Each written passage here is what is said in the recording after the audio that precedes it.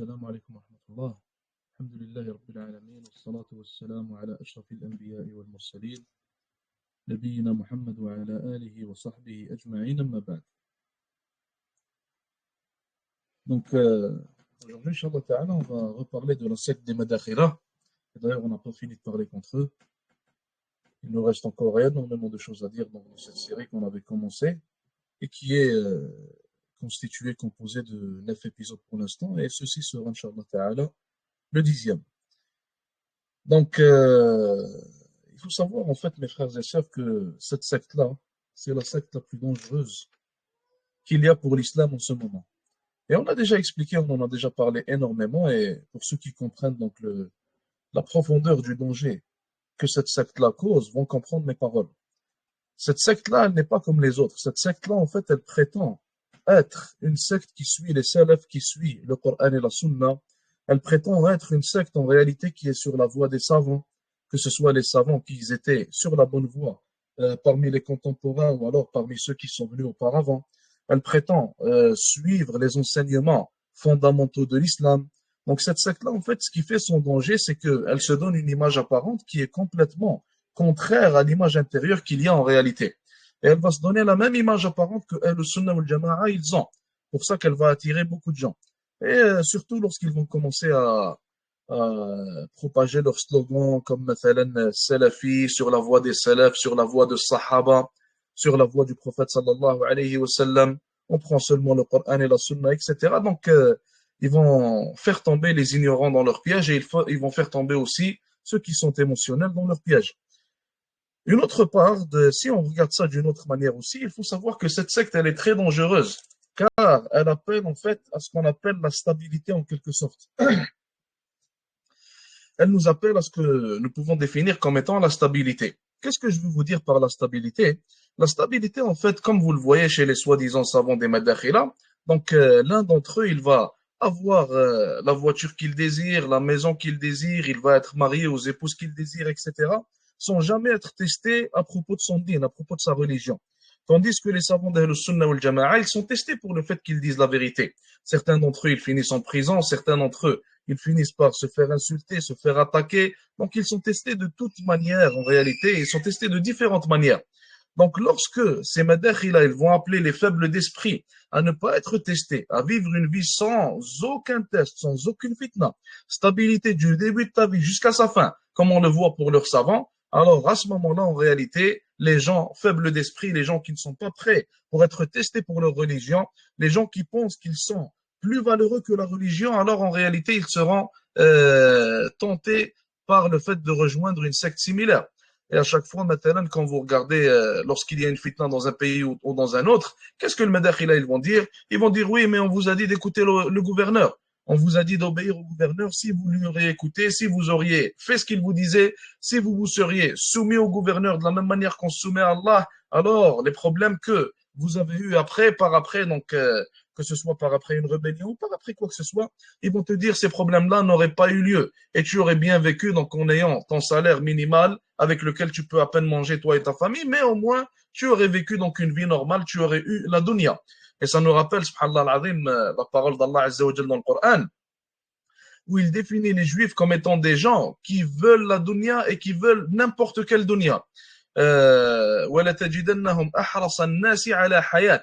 Allah Azza wa Jalla dit, et tu vas voir que ces gens-là, les juifs, sont des gens en réalité qui ne veulent que vivre. Même s'ils vivent une mauvaise vie, même s'ils vivent en étant pauvres, même s'ils vivent en étant malades, l'important c'est qu'ils vivent.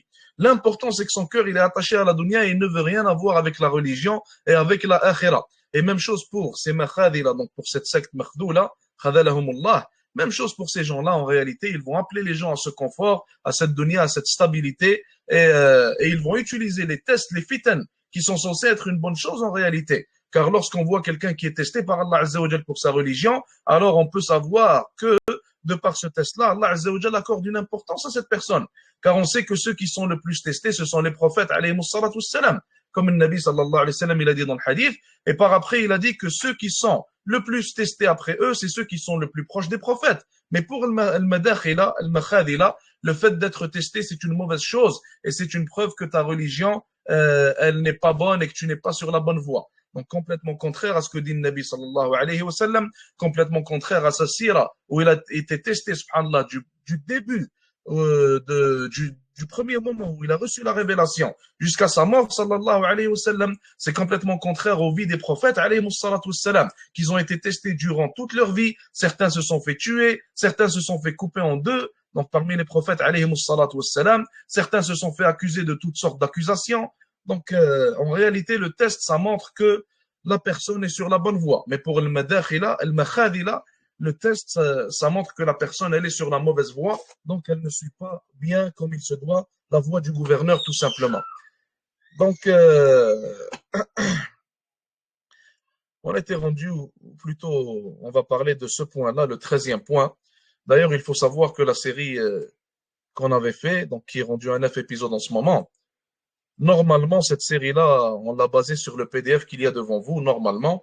Mais bon, ça n'a pas été 100% respecté. Donc, il y a des épisodes qui ont été rajoutés qui ne sont pas dans le PDF. Et l'ordre, d'ailleurs, il n'a pas été respecté non plus.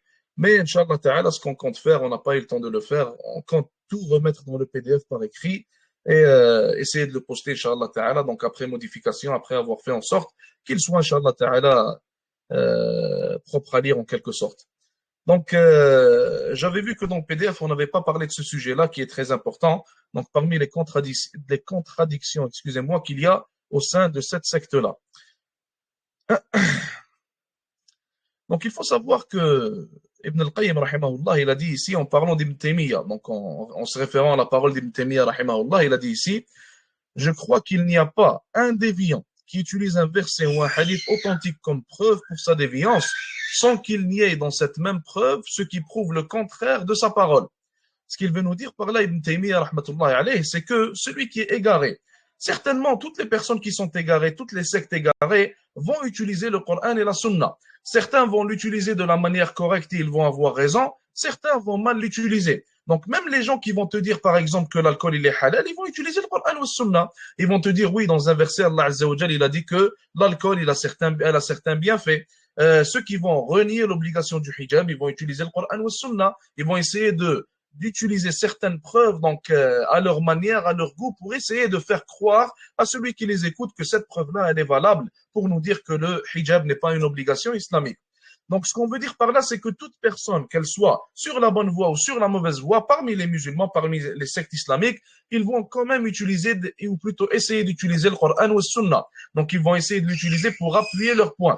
Et la différence entre Ahl Sunna ou le Jama'a et entre les sectes égarées, comme le disent les savants, c'est qu'Ahl Sunna ou le Jama'a, ils voient ce qu'il y a dans le Coran ou le Sunna et par après, ils y croient. Alors que les sectes innovatrices, ils croient à quelque chose et par après, ils vont aller regarder dans le Coran ou le Sunna pour essayer d'appuyer leur croyance avec des preuves. Et ceci va inévitablement faire en sorte qu'ils vont utiliser certaines preuves de manière très fausse seulement pour essayer d'appuyer leur point et de dire qu'ils ont raison. Donc, ce qu'Ibn Taymiyyah, rahimahullah, il nous dit ici, c'est que toute personne qui utilise une preuve d'une mauvaise manière, alors on peut trouver la réponse à sa déviance dans sa preuve. Donc, ce qui veut dire que le madakhila, le makhadila, ils utilisent certaines preuves ou ils disent certaines paroles pour, donc pour propager leur manhaj, pour propager leur méthodologie, pour nous dire qu'ils ont raison. Et dans ces paroles-là, comme le dit Ibn Taymiyyah, rahmatullah alayh, on pourra trouver, incha'Allah ta'ala, les causes de leur déviance ou alors les preuves prouvant aux gens qu'ils sont des déviants. Et j'ai mis cette parole-là car cet épisode va parler des contradictions qu'il y a au sein de cette secte-là.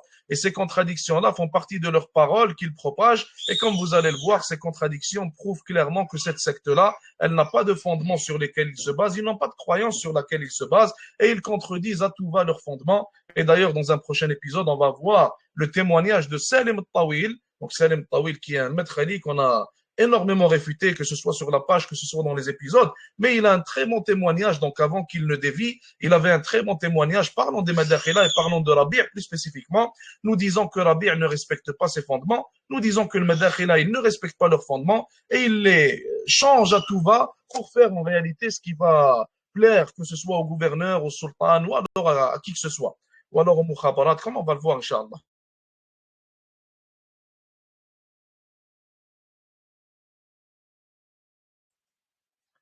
Premièrement, La première contradiction est possiblement que beaucoup d'entre vous la connaissent. Et cette contradiction, en réalité, c'est la plus grande, subhanallah. Elle est très claire, elle est claire, elle est claire comme le jour en réalité. Et habituellement, quand on cite cette contradiction à tout Maître Ali, alors il ne sait pas quoi répondre ou alors il commence à répondre en disant du n'importe quoi. Donc, quelle est cette contradiction? Cette contradiction, c'est la parole de Rabi', donc, qui est la tête de cette secte-là, où il a fait le tekfir, donc il a excommunié de l'islam tous les gouverneurs musulmans, sauf le gouverneur de l'Arabie Saoudite. Habituellement, le Madakhila, ils accusent les gens qu'ils appellent des Khawarij, qui sont Ahl Sunnah wal Jama'a, ils les accusent de faire le tekfir des gouverneurs musulmans. Et le fait de faire le tekfir, ne serait-ce que d'un seul gouverneur musulman pour le Madakhila, habituellement, ça te vaut le fait d'être taxé de Khariji ou alors de Sururi ou alors de Qutbi ou quoi que ce soit. Mais là, on voit une grande contradiction, car celui qui leur a appris ce comportement, celui qui leur a appris ce qu'ils font, il a lui-même fait le tekfir de tous les gouverneurs musulmans, sauf d'un seul, celui de l'Arabie Saoudite. Et ça ne lui a pas valu le fait d'être taxé de Khariji, ça ne lui a pas valu le fait d'être taxé d'innovateur ou quoi que ce soit. Donc la contradiction dans ce cas-là, elle est très claire.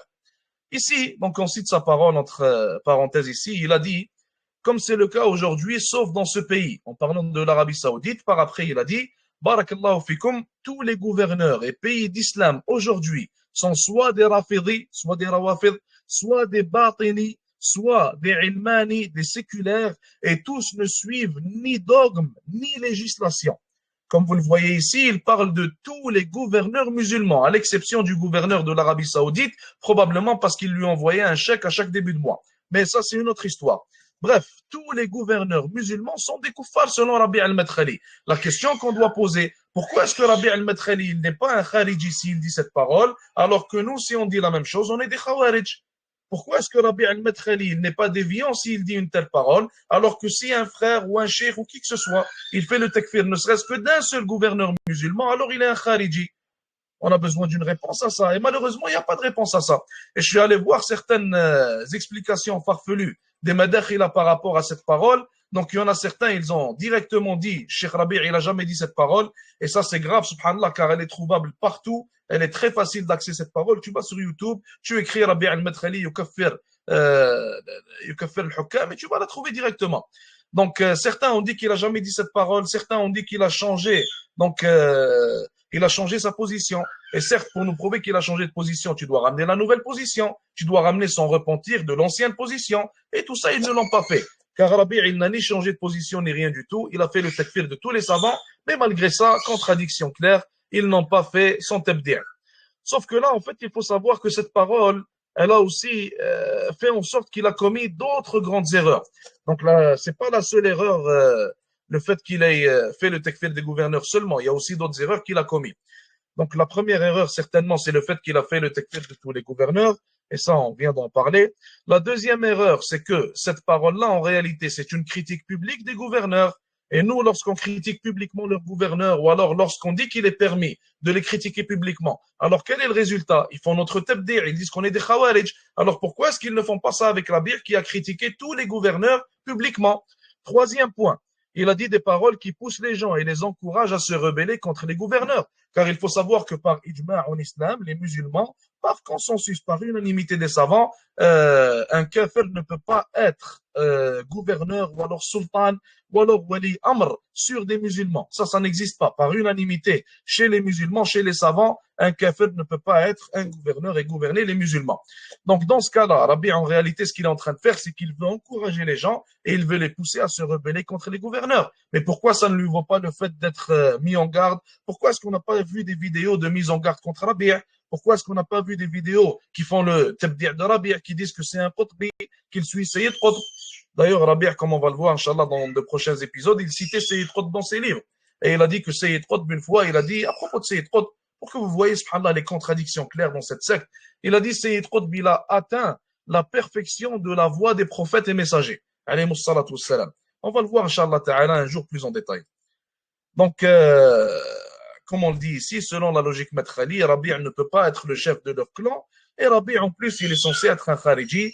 Et tout comme ils disent à propos de ces chouyoukh-là, comme Cheikh Uthman al-Khamis, al-Tarifi, Salih al-Munajjid ibn Jibril, Abdullah al-Sa'd al-Huwayni, Salih al-Sheikh, etc. ils font le tabdi' de tous ces chouyours-là. Alors que gardez en tête que les chouyours que je viens de vous citer, il n'y en a aucun d'entre eux. Et je vous le répète, il n'y en a aucun d'entre eux qui a dit que tous les gouverneurs, sauf celui d'Arabie Saoudite, sont mécréants. Certains d'entre eux, ils ont fait le takfir d'un gouverneur, d'un deuxième, d'un troisième, d'un quatrième. Il n'y en a aucun qui a cité, parmi les savants qui sont cités devant vous ici dans le PDF, il n'y en a aucun qui a dit que tous les gouverneurs, sauf un, sont mécréants. Donc, vous voyez à quel point ces gens-là se contredisent et à quel point, subhanallah, ils ne suivent pas de voie, ni de fondement, ni de manhaj, comme Salim Tawil, il l'a dit d'ailleurs. Ça, c'était une première contradiction. Une deuxième contradiction, vous connaissez tous Raslan probablement. Donc, Raslan, il disait qu'il ne faut pas, ou il le dit clairement, il appelle à ça, c'est sa aqida, c'est connu de Raslan. Quiconque veut vérifier, il peut aller le voir, Inch'Allah Ta'ala, c'est très connu de lui. Raslan, pour lui, tu n'as pas le droit de critiquer le gouverneur publiquement. Que le gouverneur soit le gouverneur de ton pays, ou alors que ce soit le gouverneur d'un autre pays. Ça, c'est la aqida de Raslan. Il n'y a pas de problème avec ça. Le problème vient du fait que Raslan, un jour, il s'est mis à critiquer publiquement les gouverneurs de deux autres pays, donc qui sont la Turquie et le Qatar, donc Qatar. Donc on cite sa parole ici. Il a dit ici, le peuple qatari est un bon peuple. Et d'ailleurs, vous pouvez le chercher. Et ceux qui ne veulent pas le chercher, vous nous le dites, on vous l'envoie, Inch'Allah, il n'y a pas de problème. Mais ce que je veux de vous, Inch'Allah Ta'ala, ce que je veux des gens, c'est qu'ils soient sincères. S'il y a une contradiction, alors regarde et dis qu'il y a une contradiction. Si tu vois que Rabi' il a fait le takfir de tous les gouverneurs, mais que tu ne le taxes pas de Khariji, alors il y a un problème. Réalise qu'il y a un problème. Sois sincère avec Allah Azza wa Jal. On ne veut pas de manque de sincérité, on ne veut pas une religion qui est basée sur le suivi des désirs et des émotions. On veut suivre le Coran et la Sunna. Et ils sont au-dessus de tous, et au-dessus de la parole de tous. Donc le Coran et la Sunna passent avant tout. Si tu vois qu'une personne a contredit la voie des Madakhila et qu'il prétend que c'est la bonne voie, alors il y a un problème. Sois sincère avec toi-même et crois et dis-toi qu'il y a un problème. Et cherche la solution, la réponse à ce problème-là. Bref. Donc, Raslan, regardez sa parole ici. Raslan, il nous dit qu'il ne faut pas critiquer les gouverneurs des pays musulmans. Sauf que dans cette parole, il dit, le peuple qatari est un très bon peuple. Mais ce gouvernement dégoûtant, il n'a que l'Égypte comme problème. Quel gouvernement? Le gouvernement du Qatar, qui est un pays musulman. Il continue en disant, il n'a aucun ennemi sur terre, sauf l'Égypte, autre que les Égyptiens. Pourquoi? Car c'est un infiltré, fils d'infiltré. Subhanallah. Vous voyez? Très clair, une critique publique du gouvernement de Qatar, et deuxièmement, en plus de la critique publique, il dit que c'est un infiltré, fils d'infiltré. Je vous demande par Allah Azza wa Jal, lorsque tu vas dire à des gens que votre gouverneur c'est un infiltré, fils d'infiltré, quelle va être leur réponse habituellement s'ils croient en tes paroles? Habituellement, s'ils croient en tes paroles, alors ils ne veulent plus de cette personne comme gouverneur. Donc tu es en train de faire la même chose que Rabi' il a fait, tu veux pousser les gens à se rebeller contre ce soi-disant infiltré comme tu l'appelles. Il continue en disant, de même pour, excusez-moi du terme, de même pour l'autre stupide qui est à la tête de la gouvernance en Turquie aujourd'hui, en parlant de Erdogan. Et énormément d'entre eux, ils ont critiqué Erdogan. Pourquoi, d'après vous, ils s'acharnent sur la Turquie et sur le Qatar, mais pas sur les autres pays? D'après vous, pourquoi est-ce qu'il y a un acharnement sur la Turquie et sur le Qatar, mais il n'y a pas un acharnement sur l'Émirat, il n'y a pas un acharnement sur n'importe quel autre pays musulman? D'après vous, Qatar, Turquie, pourquoi?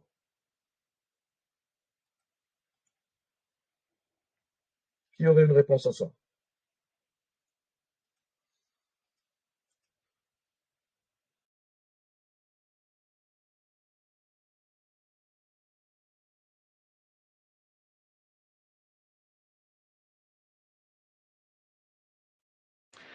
Il faut savoir, en fait, Barakallahu fik, exactement, ça c'est l'une des raisons principales. Au Qatar, il y a le bureau diplomatique de Hamas, premièrement. Hamas qui sont des Ikhwan, entre parenthèses, et il y a énormément d'autres Ikhwan au Qatar. Cheikh Al-Houaini, il avait fui l'Égypte vers le Qatar. D'autres chouyours, ils avaient fui vers le Qatar, comme Cheikh Nashat Ahmed, mathalan. Énormément de chouyours, ils ont fui l'oppression égyptienne vers le Qatar. Énormément de chouyours de l'Arabie Saoudite, ils ont fui vers, comme Hakim al-Mutayri et plein d'autres, ils ont fui vers la Turquie pour éviter l'oppression qui leur était causée, donc, et pour éviter donc l'emprisonnement certain qui les attendait en Arabie Saoudite. Ils ont fui vers ces pays-là. Ça a causé un froid, ça a causé des tensions, ça a causé des problèmes diplomatiques avec le Qatar et avec la Turquie. Donc on avait deux clans. On avait le premier clan composé de l'Arabie Saoudite, l'Émirat, l'Égypte d'une manière très principale, ou plutôt, ouais, d'une manière principale, on va dire ça comme ça. Et après, on avait le deuxième clan, donc le Qatar et la Turquie.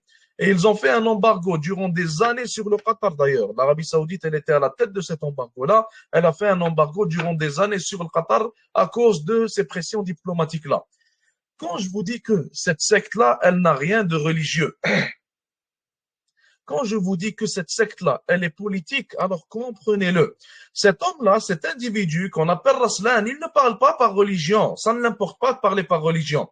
Raslan, il a reçu une lettre de son gouverneur, l'Égyptien, qui a un problème avec le Qatar et avec la Turquie, des problèmes diplomatiques. Alors, il va utiliser les gens de la religion, soi-disant les représentants de la religion, pour influencer la masse des gens et pour influencer l'opinion publique. L'influencer vers quoi? L'influencer vers la haine, vers le fait d'avoir de la haine envers ces pays-là, avec qui ils ont des problèmes diplomatiques tout simplement. Donc la Turquie et le Qatar. Remarquez une chose, aujourd'hui, les relations diplomatiques entre le Qatar et les autres pays, entre la Turquie et les autres pays sont bien meilleures. Aujourd'hui, c'est silence radio. On voit aucun maître Ali critiquer la Turquie ou alors critiquer le Qatar. Sauf qu'aujourd'hui, on voit certains maîtres Ali qui commencent à critiquer l'Émirat. Donc, les Émirats arabes unis contre l'islam, comme les appellent certains chouyours, ils commencent à les critiquer. Pourquoi ils commencent à les critiquer? Car il y a énormément de tensions diplomatiques aujourd'hui entre l'Arabie saoudite et entre l'Émirat.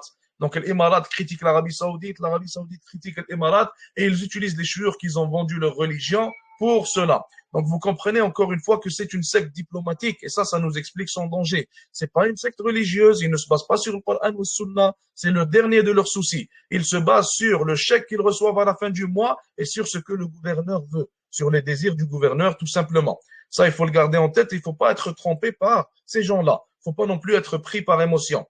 Donc certains ils vont se dire, moi j'ai écouté tel cheikh durant longtemps, etc. Comment est-ce que tu oses dire que ce cheikh-là il est mauvais? Donc le fait que tu l'aies écouté durant longtemps, le fait que tu aies été trompé par tel ou tel cheikh, ça ne veut pas dire qu'il est sur la vérité. La vérité, on la juge, ou plutôt on juge l'état de la personne selon le Coran ou le Sunna tout simplement. Aujourd'hui, malheureusement, on a un manque de ta'zim envers le Coran ou le Sunna. Alors on fait tout passer avant la révélation d'Allah Azza wa Jal. Normalement, tu veux juger l'état d'une personne, voir s'il a raison ou non. Regarde s'il est en accord avec le livre d'Allah et avec la sunna de son prophète, alayhi salatu wassalam. Et tu pourras le savoir de par cette manière-là. Oublions les émotions, oublions les désirs, oublions toutes ces choses-là. Concentrons-nous sur la révélation d'Allah Azza wa Jal et sur ce qu'elle nous dit. Si on aurait pu se baser simplement sur les émotions ou les désirs, alors pourquoi est-ce qu'Allah Azza wa Jal nous aurait révélé la révélation? Elle ne sert à rien dans ce cas-là. Donc, Raslan, il appelle à se rebeller contre le gouverneur, comme vous le voyez ici. D'ailleurs, Raslan, subhanallah, je vous pose la question à vous de voir, Inch'Allah Ta'ala. Raslan, en fait, on a fait une partie ici qui s'appelle le mauvais comportement, le mensonge, les scandales et le mal causé par le Madakhila. Dans le mauvais comportement, vous allez voir que celui qui a la première place, c'est Raslan, certainement. Et il y a énormément de paroles qu'on a ramenées de Raslan qui contiennent un langage très, très, très indécent. Donc vraiment très indécent.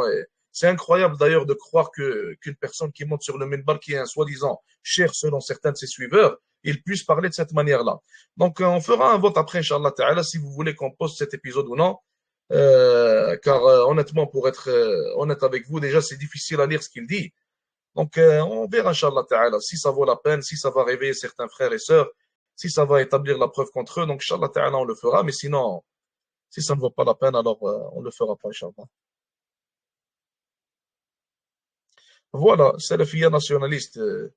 Ils ont rien à voir avec, et surtout avec ces événements-là, avec l'Imarat, subhanallah, les gens vont commencer à voir, Inch'Allah Ta'ala, à quel point c'est nationaliste. Ça n'a rien à voir avec le Coran ou le Sunna. Une autre contradiction, la contradiction de la Libye. Celle de la Libye, elle est très importante, subhanallah. Il faut que chaque musulman connaisse ce qui s'est passé en Libye pour voir à quel point ces gens-là, ils sont, subhanallah al-azim, sous les ordres de l'OTAN d'une manière générale et plus spécifiquement de leur gouverneur, donc du gouverneur de leur pays. Et d'ailleurs, Salim Tawil, dans le prochain épisode qu'on va voir, Inch'Allah, il a parlé de ça. Dans la lettre qu'il avait écrite avant de dévier, billah, Donc, il était maître Ali, même à cette époque-là, mais il a dévié beaucoup plus par après. Allah Azza wa Jalla le guide et guide tous les musulmans. Donc, Salim Tawil, il a parlé de ça. Et il a parlé du fait qu'ils sont allés, il y a eu des mukhabarat, donc des services secrets qui sont venus voir certains parmi les grands chouurs des Madakhila. Et lorsqu'ils sont venus les voir, donc ils les ont convaincus, ils leur ont dit qu'il faut parler en bien de Haftar et ne pas parler en mal de lui. Sauf que le problème, c'est qu'il y avait déjà certains Madakhila qui avaient émis des fatawa contre Haftar. Parmi eux, il y avait Ubayd al-Jabiri, Rabi' al-Madkhali, Salih al-Suhaymi, et il y en avait d'autres certainement. À ce moment-là, donc, ils avaient deux choix. Soit de rester ferme sur la première fatwa, et ça c'est ce que Salih al-Suhaymi il a fait, soit de contrer ou de contredire leur première fatwa en émettant une deuxième fatwa. Et la deuxième fatwa, c'était que Haftar, c'est un wali amr, c'est un gouverneur légitime, il faut aller le suivre, il faut aller l'aider, et ce n'est plus un khariji. Et ça, c'est ce que Rabi' al-Madkhali et Ubayd al-Jabiri, principalement parlant, ils ont fait, et tout le restant des Madakhila, ils les ont suivis sur cette énorme contradiction. Donc cette contradiction, elle est venue d'où? Elle est venue de l'ordre de l'OTAN, comme on l'a dit. Lorsque l'OTAN, ils ont commencé à se mêler de la Libye, ils ont commencé à envoyer des ordres aux gouverneurs musulmans. Les gouverneurs musulmans, comme à leur habitude, ils vont utiliser le Madakhila pour blanchir leur image, blanchir leurs actions. Et les Madakhila, ils ont été utilisés une énième fois pour venir nous dire que ce qui est en train de se passer en Libye, c'est une chose qui est totalement normale et qu'il faut aller suivre Haftar. Donc ensuite, la parole de Rabi' ici, il a dit les salafis en Libye et partout ailleurs ne devraient pas supporter un groupe qui ne vise pas à appliquer la loi d'Allah. De quel groupe est-ce qu'il parle ici? Il parle du groupe de Haftar et non pas de Al-Qaddafi. Al-Qaddafi, rappelez-vous qu'il était le gouverneur et Haftar et son groupe se sont rebellés contre Al-Qaddafi. Donc, et Ubayd al-Jabiri, il a dit aussi dans cette parole-là, donc avant de changer de fatwa, il a dit ce rebelle, connu sous le nom de Haftar, a regroupé une armée. Et il est ja'ir, c'est un oppresseur, c'est quelqu'un qui cause le mal aux gens. Il est opposant au gouvernement déjà présent en Libye. Nous conseillons à tous nos jeunes en Libye de refuser cela, donc de refuser son gouvernement et de ne pas le suivre. Et après, il continue en disant, et qu'il revienne au gouvernement déjà présent. Et là, il parle aux jeunes. Car il est celui qui est légitime. Et il fait partie de la voie d'Ahlus Sunnah wal Jama'a, ou plutôt fait partie de la voie d'Ahlus Sunnah wal Jama'a, le fait de ne pas prendre la gouvernance des mains d'autrui. Donc là, vous voyez les deux fatwas principales des Madakhila. En arabe, et Ubayd al-Jabiri, ils nous disent la même chose. Il ne faut pas suivre Haftar, c'est un khariji, il est déviant, etc. Par après, les deux fatwas ont changé. Rabi' il a émis une nouvelle fatwa. Et il a dit ici, en conseillant les salafis en Libye, il a dit je demande à Allah d'éteindre le feu de la fitna en Libye et ailleurs dans les pays musulmans. Il leur a dit ici, et qu'ils s'éloignent des fitanes, qu'ils ne participent pas avec les gens des désirs et des fitanes dans les combats, et qu'ils s'en éloignent loin, et qu'ils rejoignent leurs frères salafis sous la bannière de Haftar. Contradiction claire, nette et précise. Encore une fois, la question qu'on pose au Madakhila, est-ce qu'on rejoint Haftar ou non? Est-ce que Haftar est un khariji ou non? On a deux fatwas qui sont complètement contraires l'une à l'autre. Et celui qui est sincère, il verra pourquoi. Donc, et d'ailleurs, déjà ici, il se contredit, il dit aux gens de ne pas suivre les gens des désirs et des fitanes, de ne pas se mêler au combat, et après il leur dit de rejoindre la bannière de Haftar. Et d'ailleurs, Haftar aujourd'hui, il a un il a un régiment de salafis dans son armée. Il a un régiment rempli de salafis, rempli de gens avec la barbe dans son armée. Et aux dernières nouvelles, Haftar, il leur a ordonné, ou c'est pas Haftar directement, mais l'un des généraux, il leur a ordonné de raser la barbe. Aux dernières nouvelles. Est-ce qu'ils l'ont fait, est-ce qu'ils l'ont pas fait? Honnêtement, j'ai pas suivi le sujet, mais connaissant les Madakhila, ils vont te dire certainement, nous obéissons au gouverneur. Donc, Ubayd, il a aussi changé de fatwa. Il a dit ici, en conseillant les Libyens, je les appelle à écouter et obéir à leur gouverneur en ce qui n'est pas un péché. Quel gouverneur? Haftar. Et il a dit ici, et j'aimerais préciser que la fatwa que j'ai émise à certains frères prétendant que les invocations contre Haftar sont permises, alors cet avis, je le retire. Regardez comment, subhanallah, comment ils ont dévié complètement et comment ils ont contredit complètement leur première fatwa sous ordre et par ordre du gouverneur. Wallah al-musta'an. Encore une fois, on le dit et on le répète, ces gens-là n'ont rien à voir avec le Coran ou le Sunnah. Regardez ici, Suhaimi, comme on a dit, c'est le seul qui est resté ferme sur sa fatwa. Jusqu'à aujourd'hui, Suhaimi, il dit la même chose. Donc, il leur a dit, Haftar, c'est un khariji, et il leur a dit que c'est l'un des élèves de Qaddafi, et il leur a dit que le fait de dire que Haftar est un wali amr, ça ne tient pas la route. Et certains, ils ont fait son tabdi' par après, ils l'ont insulté, comme vous connaissez le Madakhila. Donc, Rabi', par après, ce qu'il a fait, c'est qu'il a envoyé un homme, un soi-disant cheikh, qui s'appelle Youssef al-Darghawi. Il est allé encourager les Madakhila en Libye à se battre et à rejoindre Haftar. Et il a dit ici, regardez cette parole, subhanallah, hein, il a dit ici en parlant des soldats de Haftar. Et d'ailleurs, dans la vidéo, vous le voyez côte à côte avec les soldats de Haftar. Regardez ce qu'il dit ici. Il dit, oh les frères, vous qui êtes présents dans ces points de défense bénis, ces points de défense qui sont considérés comme des points de défense de l'islam, où vous combattez et bloquez le mal des Khawarij, les chiens de l'enfer. Donc les Khawarij, ceux qui étaient Khawarij à la base, les soldats de Haftar, aujourd'hui ils sont en train de bloquer le mal des Khawarij. Donc viens toi et comprends, subhanallah al-azim. Al-Raïs, on va prendre celle de Raïs et la dernière ici, Inch'Allah Ta'ala, et on aura fini dans quelques minutes, Inch'Allah. Pour ce qui est de Raïs, donc Raïs, il est du même avis que tous les Madakhila. Il a dit ici, si tu n'es pas en sa présence, parlant du gouverneur, alors tu ne cites pas son nom, lorsque tu le critiques. Raïs, d'ailleurs, il est l'auteur de la vidéo très populaire, où il a dit que même si le gouverneur, il boit de l'alcool et il fait zina durant 30 minutes en live sur la télé, tu n'as pas le droit de le critiquer. Tu n'as pas le droit de citer son nom lorsque tu le critiques. Si tu critiques, alors tu ne peux pas dire son nom. C'est à ce point-là, subhanallah al-azim, que le gouverneur, il est divin pour eux. Donc, il a dit ici aussi, cette parole-là qui va être utilisée contre lui, comme vous allez le voir, il dit, s'il cite les défauts des gouverneurs des autres pays, ceci est alors haram, car ça engendrerait de la haine dans le cœur des gens vis-à-vis de leurs gouverneurs, ce qui pourrait être une cause de rébellion contre eux. Et ce qui est connu des salafis, toute la grâce revient à Allah, et qu'ils ne parlent pas sur leurs gouverneurs ou sur les autres gouverneurs parmi les musulmans.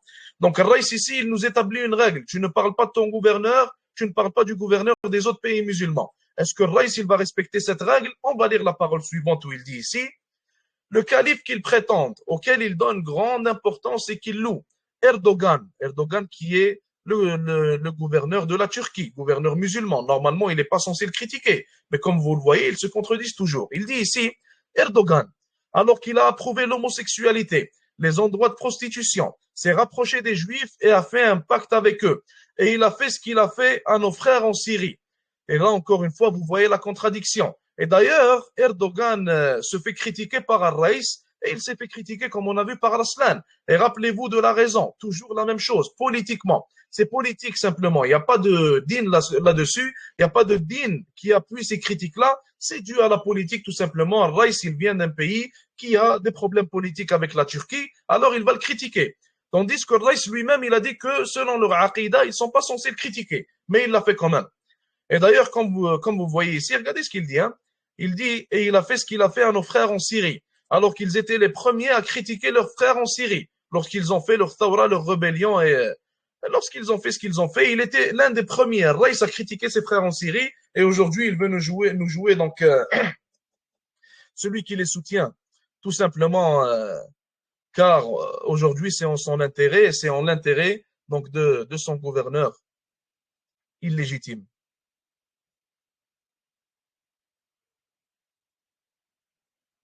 Oui, oui, donc lorsque je vous parle dans cette série-là, il faut savoir que je vous parle selon les usul des Madakhila.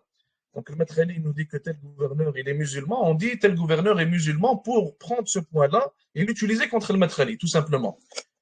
Si je vous dis des trucs donc, que le maître Ali dit, ça ne veut pas dire que je suis nécessairement en accord, mais ce qui est voulu par là, c'est que il a, il a cité un fondement, il a prétendu le suivre, alors on va utiliser ce fondement contre lui et on va voir s'il le suit réellement, tout simplement. Bref, euh, on n'a pas besoin de dire tout ça. Donc ici ils nous ont dit donc Falah Mundakar et pas seulement lui. Donc Falah, oui, Falah Mundakar, il a dit que Rabi' est celui qui vérifie le plus les informations qu'il entend concernant les gens. Et comme vous allez le voir, Salem Tawil il nous dit que Rabi' il accepte les informations de tous et de n'importe qui, même des voleurs et des menteurs. Donc Falah Mundakar, il a dit ici, nous avons vécu avec le Cheikh pendant des années. Par Allah, mes frères, je n'ai jamais vu quelqu'un qui vérifie plus et qui a plus de patience envers les gens le contredisant que Cheikh Rabi'. Falah, il a aussi dit, il s'est fait questionner à propos de ceux qui critiquent Salim Tawil, il a dit ici, et il a dit, en parlant de Bazmoul, un autre de leurs chouyours, et il a dit à la fin que notre Cheikh Rabi' a averti contre Salim Tawil. Nous sommes allés voir Cheikh Rabi'. Il y avait un Égyptien avec lui que Abu al-Abbas a ramené. Bref, je vous évite toute cette histoire-là. En gros, il y a un Égyptien, comme vous le voyez ici, qui a dit à Rabi' que Salim Tawil est mauvais. Et l'Égyptien ici, comme vous le voyez, il fait partie des groupes déviants et il invente des choses. Et il a des défauts qui ne finissent pas, qui sont connus au Koweït. Donc, selon Falah, un homme qui ment, un homme qui vole, un homme qui a énormément de défauts, un homme qui est un causeur de corruption, comme vous le voyez ici, un voleur, etc., un homme qui est déviant, il est allé voir Cheikh Rabi'. Et il a dit, Ya Rabi', il a dit un tel et un tel, ils ont dit telle et telle chose. Et par après, Rabi', qu'est-ce qu'il a dit? Donc ici, il nous dit, Falah Mundakar, je dis qu'il est possible que des gens aillent chez Cheikh Rabi' et lui disent que Cheikh Salim al-Tawil a dit ceci et cela. Et qu'ils leur répondent alors, faites attention à Salim al-Tawil. Et ça, c'est Marbat al-Faras, comme ils disent. Subhanallah. Donc, comme vous le voyez ici, Rabi', c'est la personne qui, comme il l'a dit au début, Rabi', il vérifie le plus les informations qu'il reçoit. Et en même temps, Rabi', il prend ces informations d'une bande de menteurs, de voleurs, de corrupteurs, de gens qui causent la corruption sur Terre. Donc, comment est-ce qu'on peut combiner entre les deux? Est-ce que Rabi' il vérifie vraiment les informations qu'il reçoit, ou est-ce que Rabi' il ne vérifie pas les informations qu'il reçoit et il les prend d'un menteur et d'un voleur? Encore une fois, on pose la question en Madakhila. Et d'ailleurs, si vous voyez les paroles des Madakhila, vous voyez que beaucoup d'entre eux, ils ne veulent pas critiquer Rabi' directement, même s'ils ont de la haine contre lui, certains d'entre eux, mais ils vont le critiquer indirectement. Qu'est-ce qu'ils vont dire? Ils vont dire, ah, Cheikh Rabi', en fait, lui, il n'a pas les bonnes informations. Ils disent que Cheikh Rabi', il y a des gens qui viennent le voir, qui lui inventent des choses, et lui, il les écoute. Et lui, il répond selon ce qu'il entend.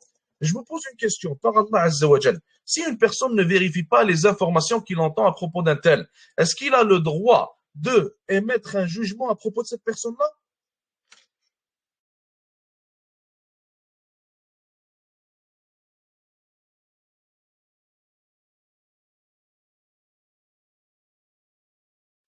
Je vous pose la question, je veux une réponse. Est-ce qu'il a le droit, quelqu'un qui ne vérifie pas les informations qu'il reçoit à propos d'un tel ou d'un autre, à propos de l'honneur d'un musulman, est-ce qu'il a le droit de se baser sur ces informations qui lui viennent de voleurs, de menteurs, de je ne sais qui, et il va utiliser ça pour attaquer l'honneur d'un musulman? Est-ce qu'il a le droit de faire ça?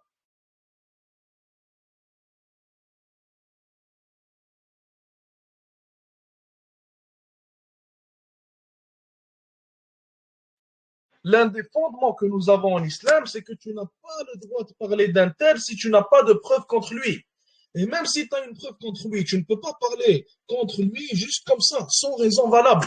Maintenant, quelqu'un que tu connais, ton voisin, il fait un péché entre lui et Allah Azza wa Jal.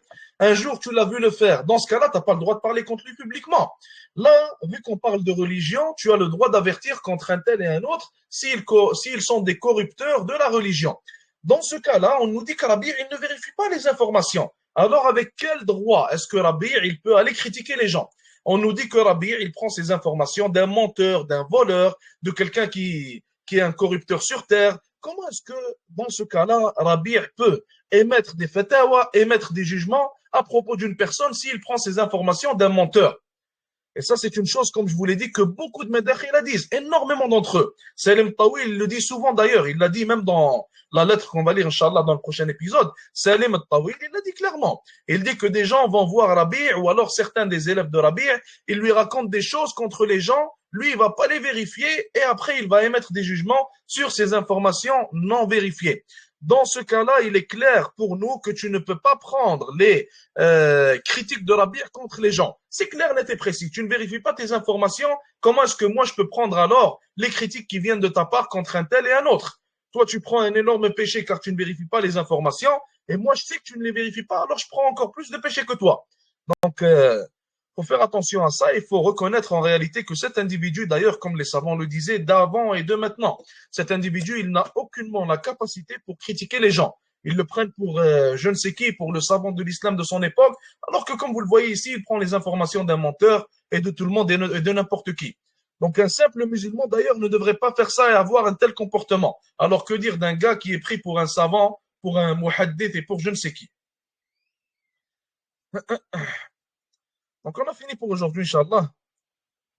On a vu, comme on a dit, les contradictions donc très présentes et communes au sein de cette secte-là.